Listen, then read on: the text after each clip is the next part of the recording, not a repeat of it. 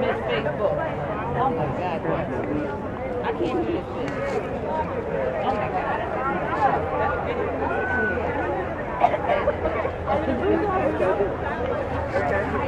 I think Jason Dawkins and Russell Jr.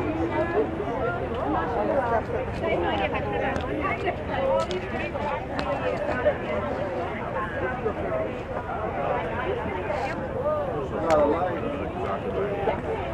Hi, can you tell me what you all are doing here? We are here to end death by incarceration, which is called life without parole in Pennsylvania. Very good. We think that life without parole is death. It's a death sentence. It's just a matter of time. And we don't think it's right, and we want it stopped. Is there a bill on the floor that you all are pushing for? House Bill 2135. It's in committee right now. It's in committee. So tell me why you're here obviously for the same reason. Can you tell us what you're here for? I'm here to support this bill, House Bill 2135, to end life without parole. Young men and women in a prison. Excellent. So, can you guys tell me why you're here? Tell us a little bit about this movement. Tell us a little bit about the bill. Lifers to give them a second chance. Some have been in there for 50, 40, 30 years. Just give them a second chance in life. They're in their 60s and 70s. Who can they hurt? Yeah, what lessons are they teaching them at that point, right? Exactly. Let them go. Start putting humanity ahead of it, right? Amen. There's many lifers in this state that have done more inside of those prisons to benefit the communities than many people out here. That's right. And they need to come out here and show exactly what they can do. So what is it that we can do? My name's Steve Grumbine. I'm with Real Progressives.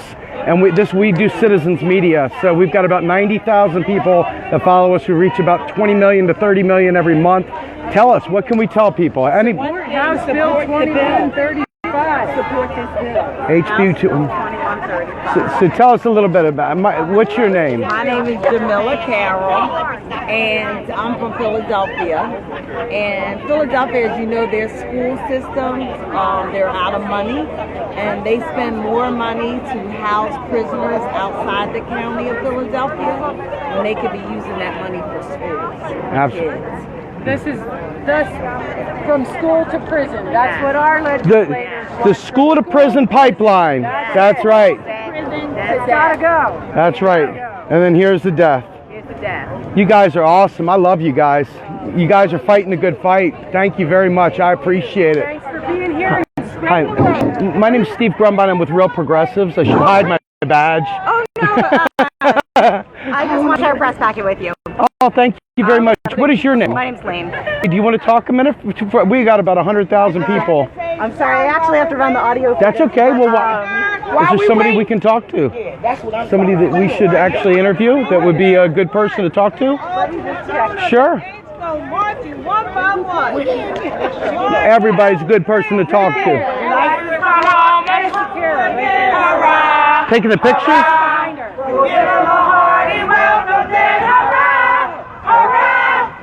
Hi. They told me I should talk to you. Miss Petey's willing to talk to you, and I've watched her. I'll follow you.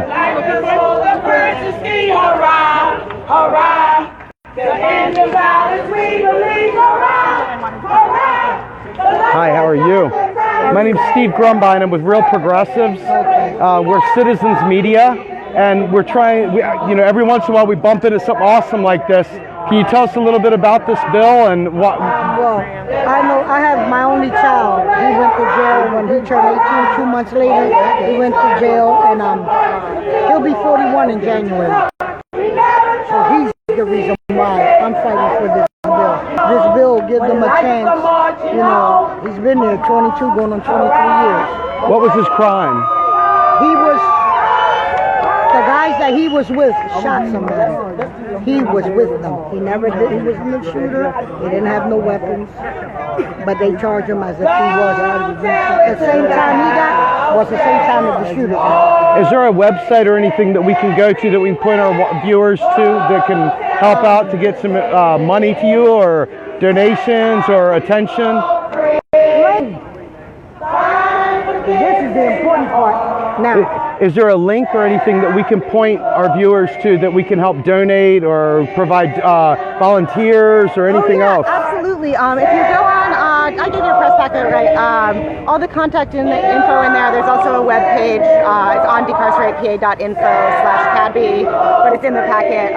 People can donate there. They can find our phone number and email there to get involved. We're definitely we're all volunteer. We don't really have any funding, so this is a labor of love, and any support we understand that our donors can give us to help lift this movement up, whether that's volunteering to make calls, donating money, coming to meetings, showing up, calling their reps. It's all appreciated. Is there a national movement, or is this purely a local PA thing? Because this sounds like something that needs to be done throughout the United States. I like to say I hope we're on the forefront of an emerging national movement. Fantastic. But I think that in terms of this kind of groundswell of support for an end to life without parole, it's not surprising that it's starting here. We have the second most lifers anywhere in the country. It's a very conservative state, unfortunately. We have 10% of everyone of the whole country.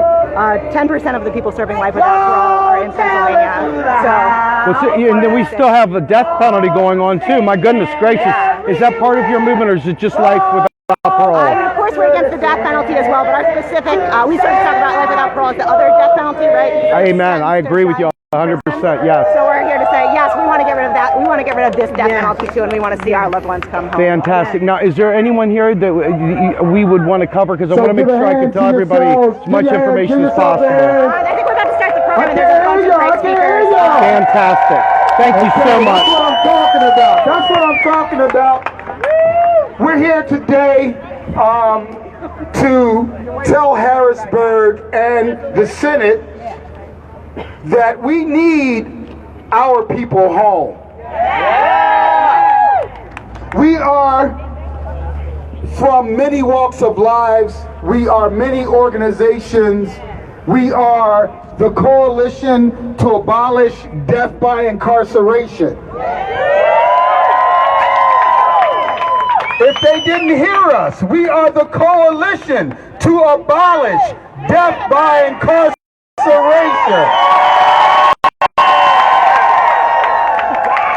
Let's say that again.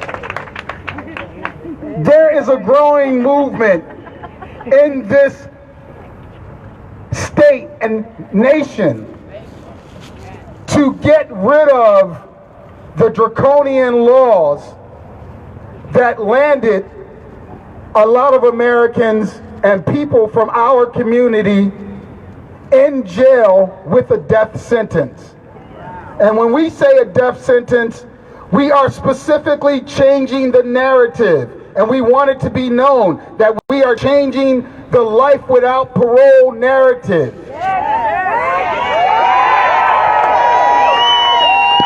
Because life without parole is a death sentence. And it is especially heinous when we do this to children. And we have done this second only to Florida.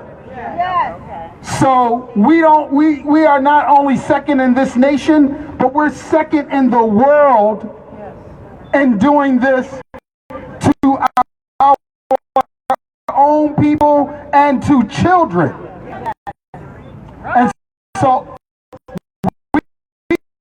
we are here to let Harrisburg know, to let our representatives know, to let the senators know that we need them to make a change.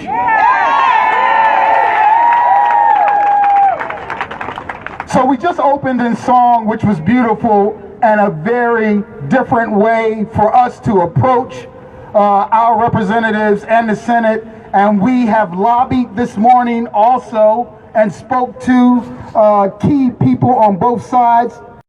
And we are looking to continue to come here and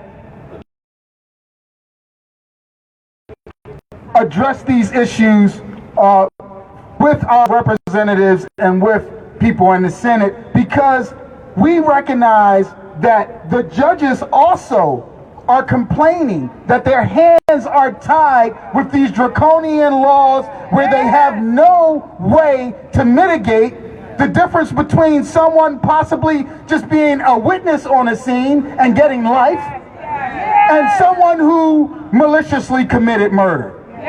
But the judges are stuck with these draconian rules and laws that mandate that they send people to prison for life. So we're here actually fighting also for our judges and judicial system so that they can actually be judges. Because now we have a system without judges. People who just, for lack of better terms, slam the gavel just like a revolving door. They have no say so when they slam the gavel. They have no real input when they slam the gavel. They just slam the gavel on a law that was made with years attached to that law to give people long sentences in these prison camps. Okay, so without further ado, we have a ton of people who we want to bring to the microphone, and we have a ton of support here. And first and foremost, we would like to address the lady lifers at Muncie, and Kimberly King is also going to come up. So give it up for Kimberly King, please. Come on, I can't hear y'all. Give it up for Kimberly King.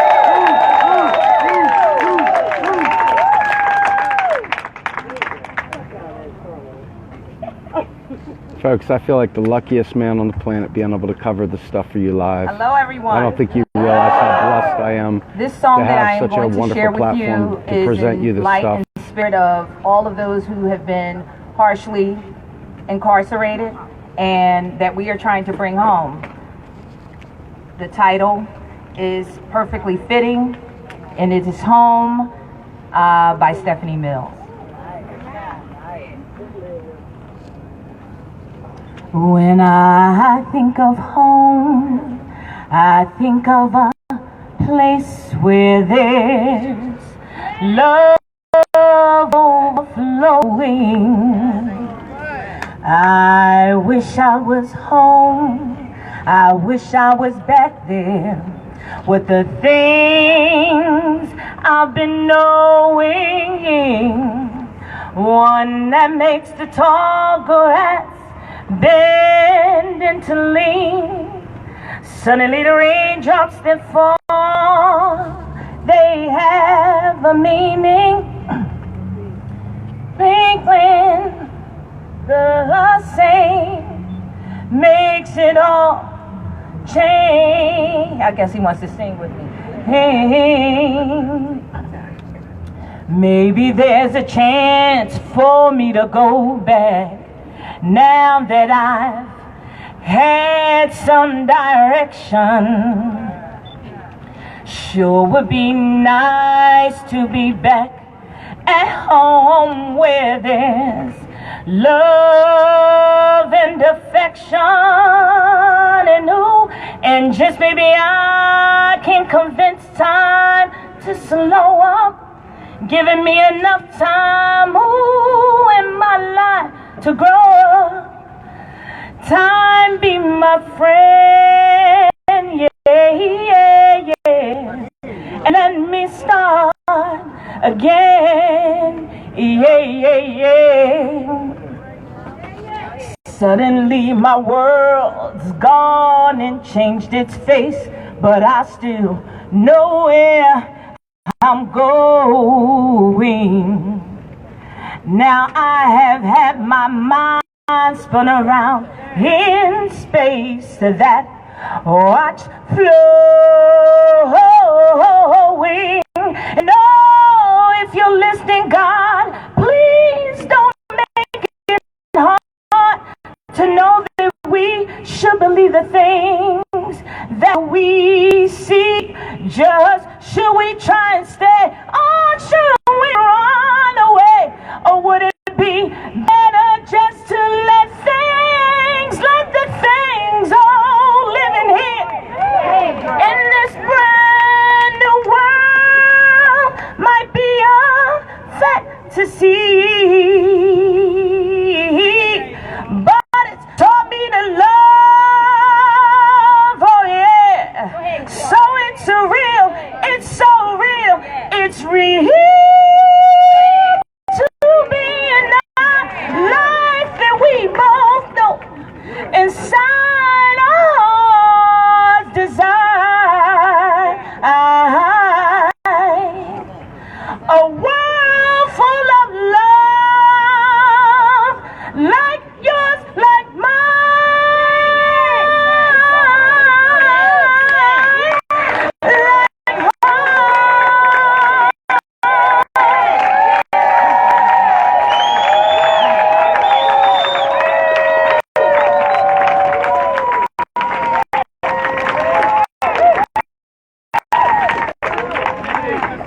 y'all gotta give it up a little more than that. Y'all gotta give it up a little more than that.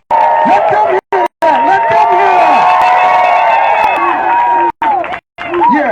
Yeah. That's what we're about today. We're about changing the narrative. You know, we're about bringing a new song to the table. Okay. And without further ado, we need you guys to listen up to the ladies from Muncie, the lady lifers at Muncie, and this is on YouTube. You can go and see this yourself, but check it out.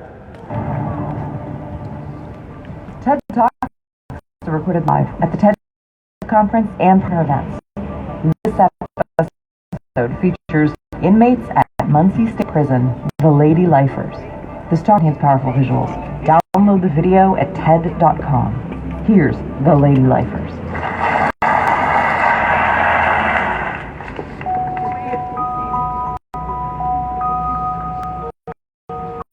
Life in Pennsylvania means just that.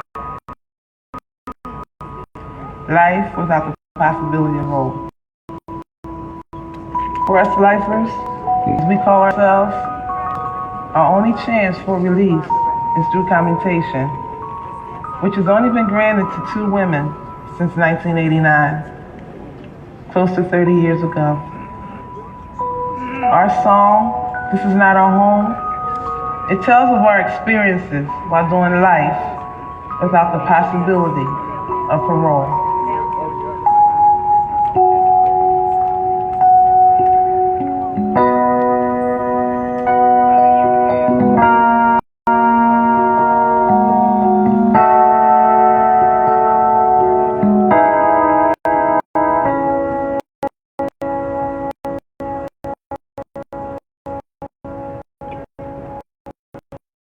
I'm a woman. I'm a grandmother. I'm a daughter. I'm a son. I'm not an angel. I'm not the devil. I came to jail when I was so young.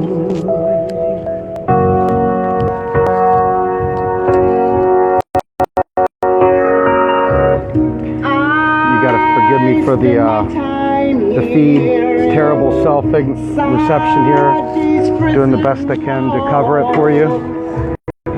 Lost friends to death, so some go.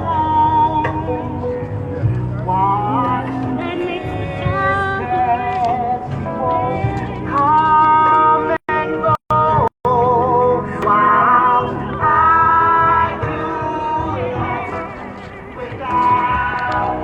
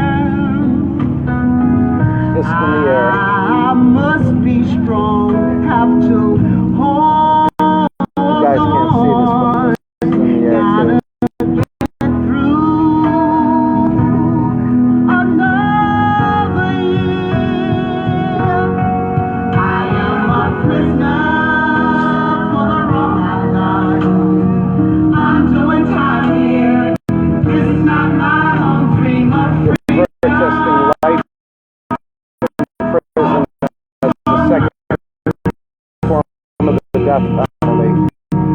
Life without parole is death by incarceration.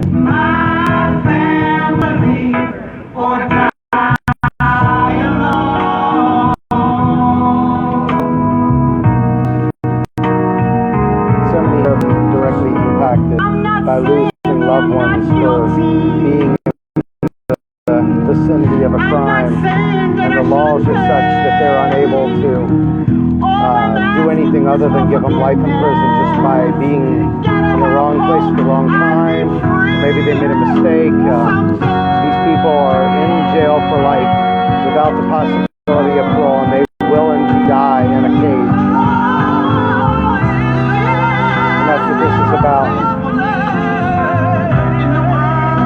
It's up to us, real progressives, to actually care enough about our system, care enough about our country, to absolutely fight to block this stuff from happening.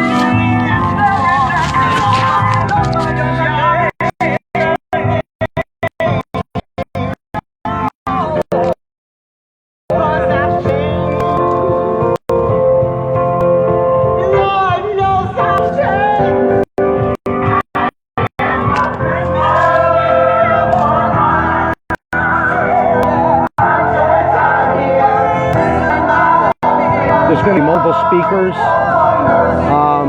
Once this song is over and the show of unity and solidarity is over, there will be several speakers to address what has happened to them and their loved ones, and what you can do to participate in helping bring an end to this practice, both in Pennsylvania, where we're starting, which is the tip of the spear, and the rest of the nation. Hopefully this can become the way that it's done.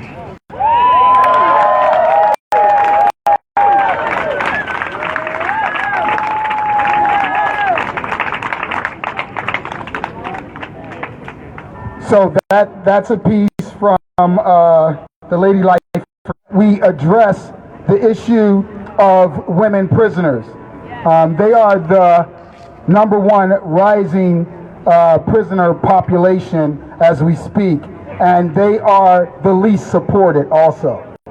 So we need to definitely support the women who are incarcerated, and obviously those families that have lost those sisters and mothers and grandmothers.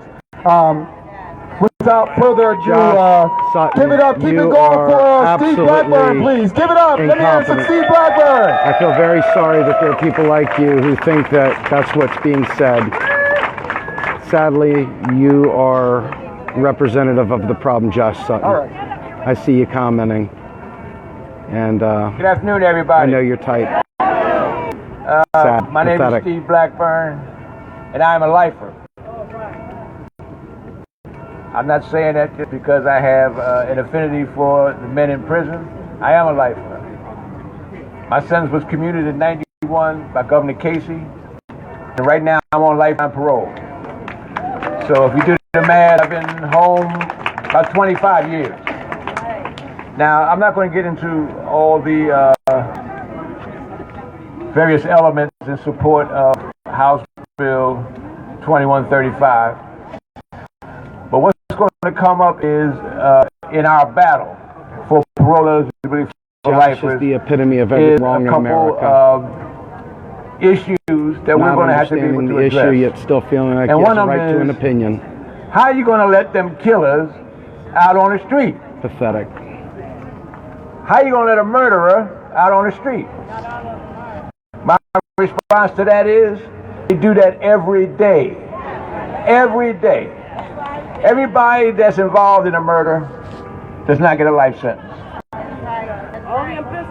What determines who gets a life sentence and who not is probably more of a matter of courtroom gymnastics or how much money you got in your pocket.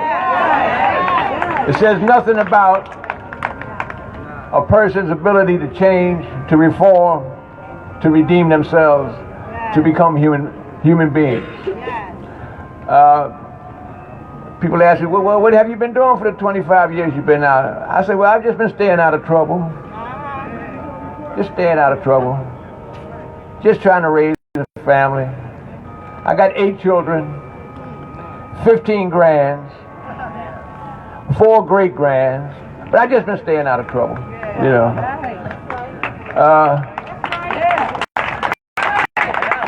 I went to become a social worker. I earned a bachelor's degree in 94 and my master's in 96. But I ain't doing nothing but staying out of trouble. I ain't doing nothing. I am the president and co-founder for Ex-Offenders for Community Empowerment organization we started with my partner Wayne Jacobs. Jeff Sterling is definitely someone that we need to remove barriers for the formerly incarcerated coming home so they can make that adjustment. But I ain't doing nothing but staying out of trouble. I ain't doing nothing, you know. Currently, I work for a big nonprofit in Philadelphia, Montgomery County, and I manage a transitional housing program for homeless youth. Something I really take pride of. Josh, you're a pathetic person. But I ain't doing nothing. I'm just staying out of trouble, you know. I'm one of the founding coalition members for the Sankofa Freedom Academy Charter School. Involved in raising our children the right way, giving them the right education, you know. Now, I'm not here to toot my own horn. People like you know, Josh I'm just around here to show saying horrible things, potential that hurt people, families, of the men and women that's incarcerated, that need to be home, raising their families, educating their children. We talk about all the violence in Philadelphia. One of the big reasons is because them daddies are not home to put them kids in check. Dads who have been through the fire, who know the issues, know what these kids are going through, to give them some direction. You know, I feel very bad sometimes when I think about all the men that I had to leave, I left behind in Graterford. Men who raised me, men who are like fathers to me, showed me the right way. Because when I came in there, I was a little wild and disillusioned and rattled and a bunch of other adjectives. But it was the men there who showed me that I could be a real man, who could be a leader. I'm also one of the early members of Lifers Incorporated at Graterford. And back in the early 80s, in fact, we founded Lifers Incorporated with the mission of establishing parole eligibility for lifers in Pennsylvania. And that was what? How many years ago? Do the math. About 30. And here we are again on the same platform. But many things have changed since that time. Those policies which were designed to keep people down, now the powers that be have decided they can't really afford it. Keep people locked up. When I came to prison in 1975, there were 7 prisons throughout Pennsylvania. Now there's 30. And they keep them filled up. Even though statistically, crime has gone down. So we have an issue of mass incarceration. Amen. And I think the lifers issue is the key element to relieving that situation in Pennsylvania's prisons. We have to deal with this issue, this permanent population that they want to establish. Somebody said over 5,000, it's more like 5,429 and counting. About 100 or so lifers entering the system every year, and very few getting out. And yet Hillary walks the streets. So I'm so proud of seeing all the support out here for House Bill 2135, and we got to keep on pushing. Like I said, we started this in 30 years ago. We got to keep it moving till we find victory. Thank you all.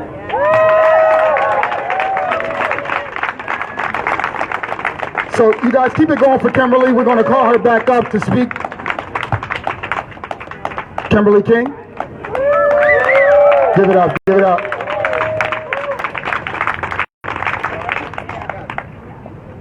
Okay, I'm back. This is not with song, but my story and why I am here and what I'm fighting for. I come to you with a rather unique experience. I'm the sister of 2 truly loving individuals. One of those individuals was given a mandatory life sentence without chance of parole, sentenced to death by incarceration at the age of 23. You see, this young man is my big brother, my hero, my everything. And just like that, he was no longer out here on these mean streets to protect me. On the day of his sentencing, I prayed that God would find truth, forgiveness, and understanding, because after all, our God is a forgiving God, right? We came from two educated young parents who by all expectations did their job in raising their children properly. I can remember everything vividly on the day of his sentencing. I remember the public defender who seemed to not have an ounce of concern on defending my brother. I remember the judge and the cold behind his eyes as he passed his ruling, life without chance of parole, and time on top of that. I especially remember my mother screaming out. It wasn't just any scream, but the heart of a mother being ripped from her chest, soaked in agony. I didn't understand it then, and I still stand in confusion, knowing that one day he would be released and out here with his mother, his daughter, his now granddaughter, and myself, or siblings, and the rest of our family. I want to now talk about another one of my brothers. My brother was 2 years younger than me, and he was senselessly shot in the back of his head and killed. You see, we were raised to be close to each other, and that we were. When my brother lost his life, my first emotion or instinct was to seek revenge. I wanted the perpetrators to be hurt the way that they made my family hurt. The irony in this, my little brother was 23 as well, the same age as my eldest brother when he was incarcerated. I remember asking my father, who never mentioned revenge, what he wanted to happen to the individual, and he said it wasn't for him to decide. I didn't understand his calm and reserved manner at that time, but in time I would. You see, somewhere between my hurt and grief, I traveled back in time approximately 4 years before, and it struck me. How could I ask for forgiveness for what my eldest brother may have done if I was unwilling to give forgiveness to the person who murdered my younger brother? I don't come from a place of not understanding, and I walk on both sides of the street, and not because of choice. It is because of circumstances. It's been 19 years since I lost my brother, and guess what? I don't care. I know that whoever took his life, they will have to answer to God, and I'm not God. None of us are.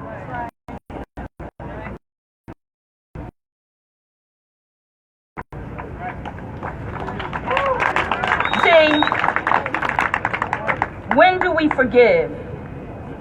When do we give people an opportunity to right their wrongs? My brother Terrell Carter has spent 25 years of his life incarcerated.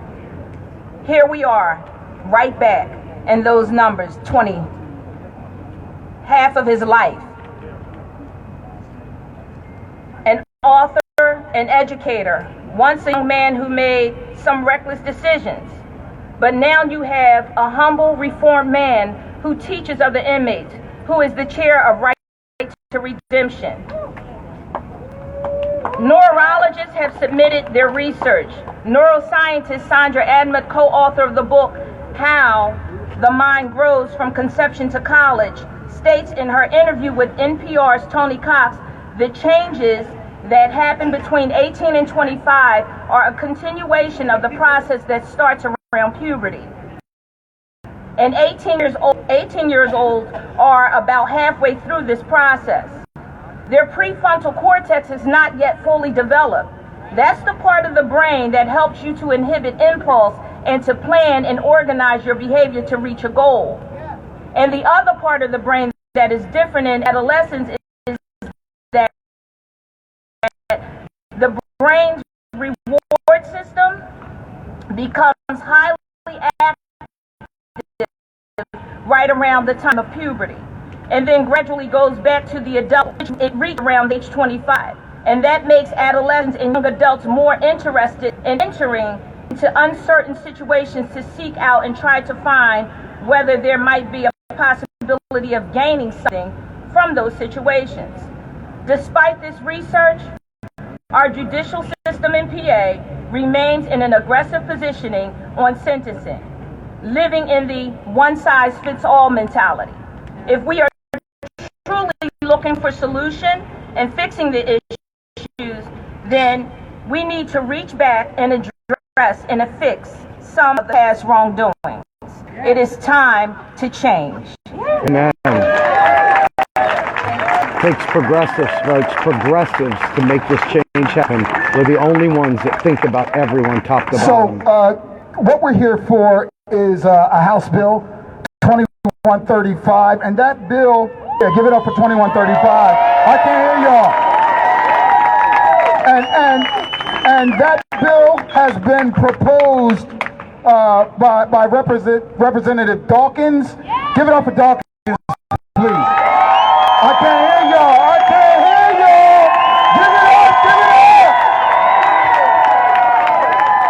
And so, without further ado, Representative Dawkins, but this was also supported by McClinton, Brown, Representative Harris, Representative Bullock, Representative Hughes, and Representative Kirkland. Give it up for them also.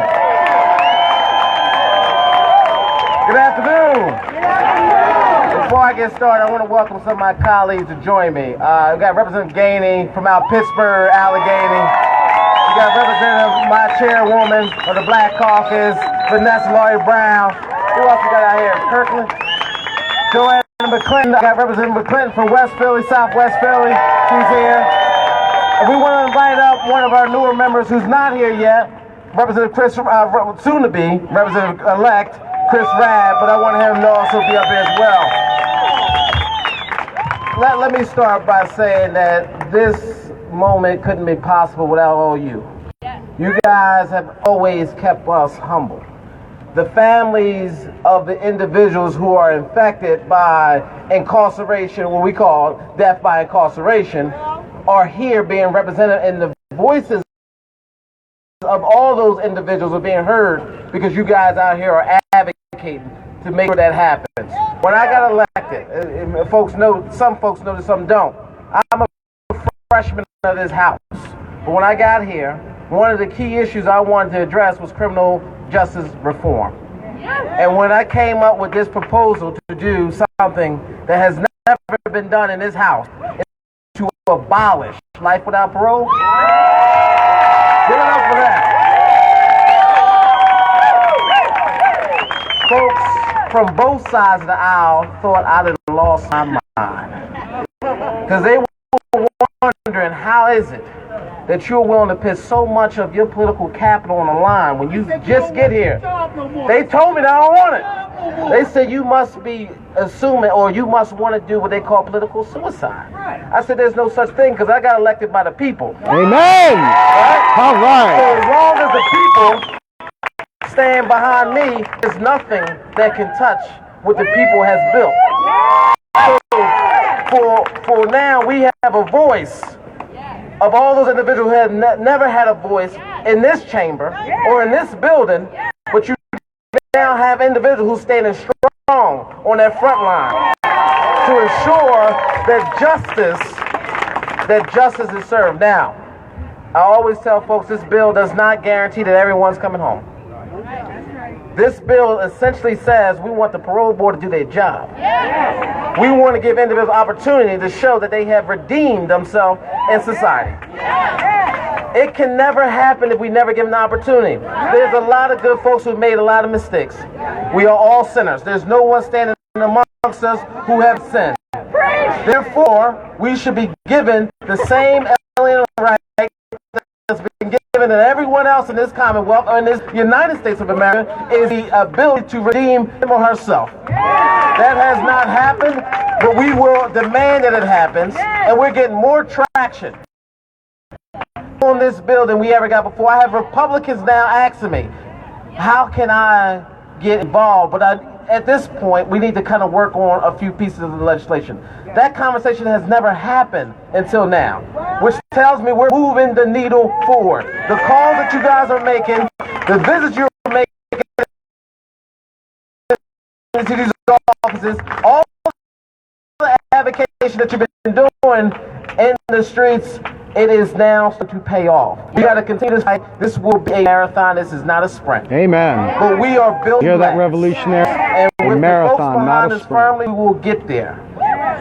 But I have to really just say how humbled I am to watch all you individuals staying out here who travel from all parts of this Commonwealth to come out here and advocate for something that's so dear and near to your heart. And I know you got loved ones who you talk to on a regular basis, who you know that you want to see come home. They got children, they got grandchildren, they got wives, they got husbands. We have to bring back humanity into this Commonwealth. We have to figure out how to close prisons, not continue to open new prisons and fill new beds. We have that ability, we have that power, but we also have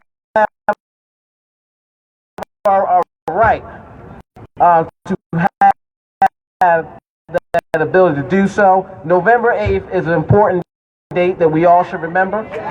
It's a presidential election that can change the tide of what we're going through at this point. Oh, no, we elect the wrong folks into office.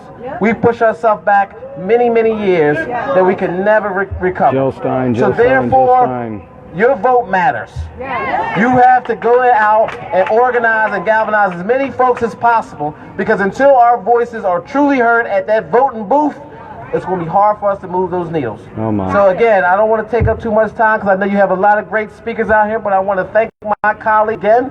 I want to thank all the organizers. Thank CADBI, Jill Coalition Against Death by Incarceration. I want to thank all the organizations represented today. You know this, you got your back. Thank you.